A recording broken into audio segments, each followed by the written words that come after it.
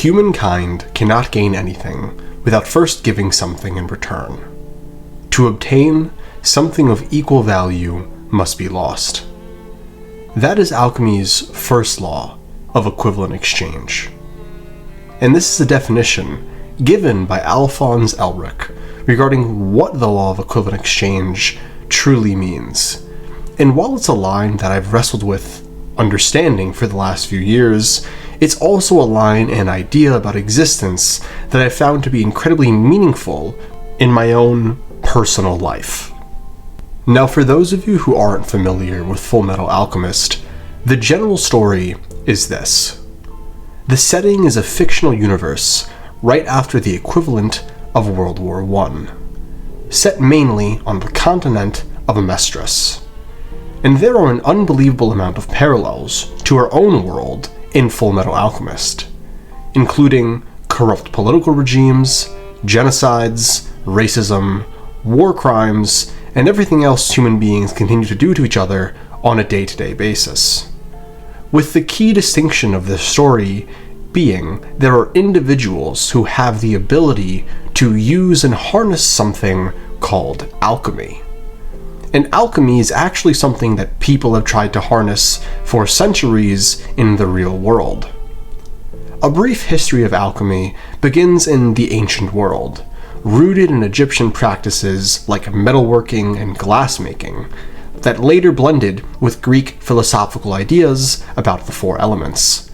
From there it traveled into the Islamic world, where scholars expanded an earlier knowledge with more experiments.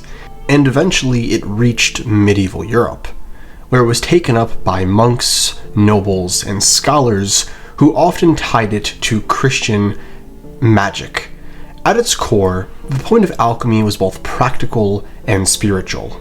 On the practical side, alchemists dreamed of turning base metals into gold, creating medicines to heal any illness, and discovering an elixir of life that could grant immortality.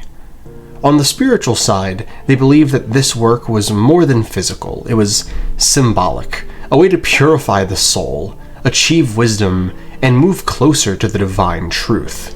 In this sense, alchemy was never just about wealth or magic. It was about uncovering the hidden laws of nature and using them to transform both matter and one's soul.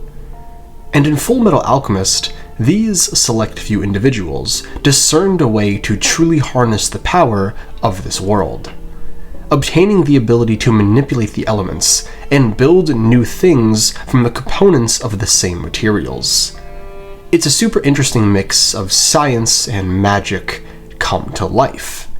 However, it all comes with a cost. And even if that cost isn't immediately presented, there was most definitely a cost that occurred previously. The first tragic example of this comes in the shape of how Edward and Alphonse Elric lost the existence that they once knew. When Ed and Alphonse were children, they lost their mother. Now orphaned since their father wasn't in the picture, they did what any children would want to do in this moment: try and bring her back.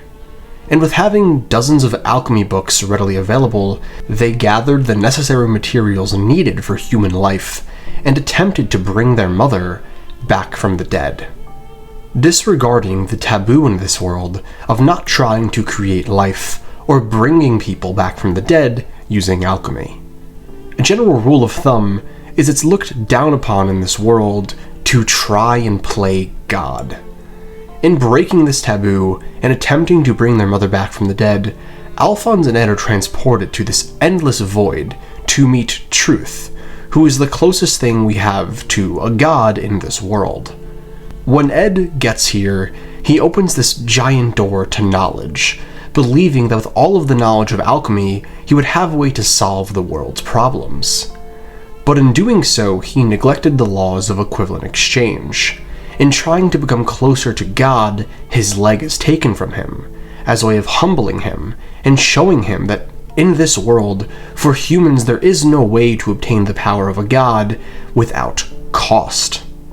While Alphonse, who desired nothing more than wanting to be with his mother again, has his body taken from him, that way he can never feel anything in the mortal world ever again.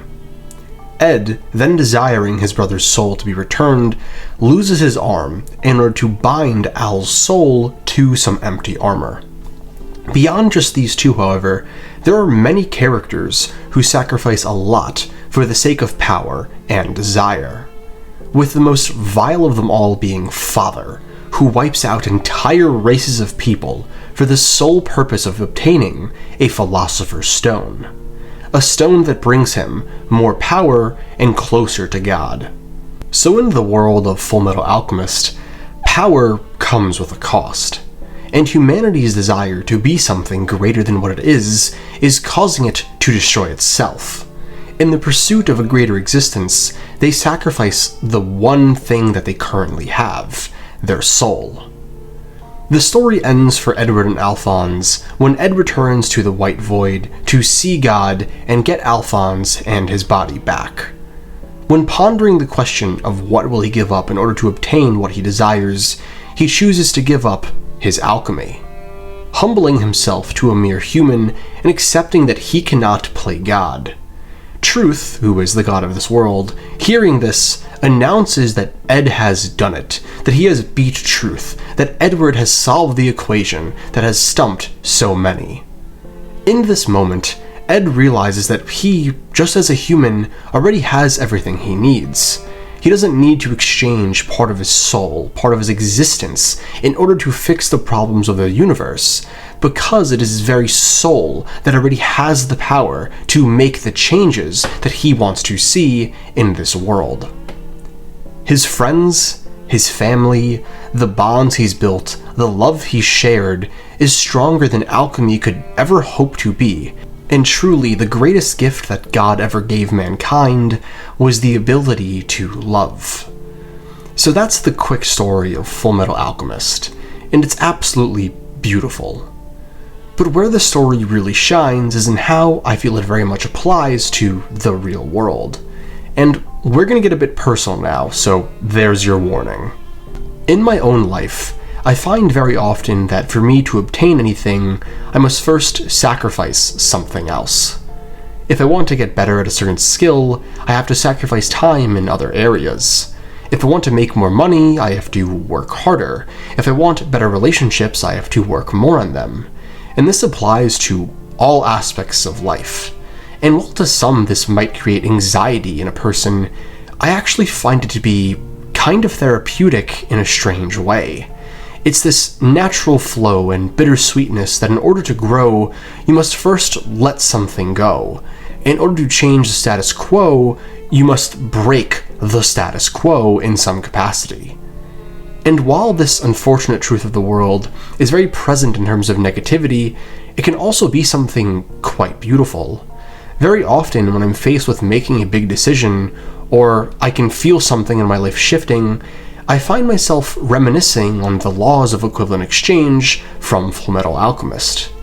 How in order to gain something great, I must put in an equal amount of greatness that I always had within myself.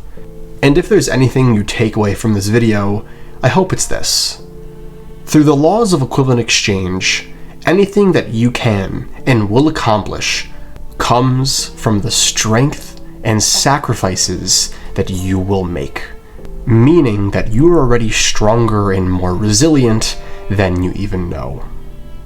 I just want to say, if you've made it to the end of this video, thank you so much for watching. This is new content for my channel. I just really wanted to talk about this anime because I absolutely love it. So let me know in the future if you'd like to see more Fullmetal Alchemist content or any other anime or manga content like this. Again, thank you for watching, and I hope you have an amazing day. Peace.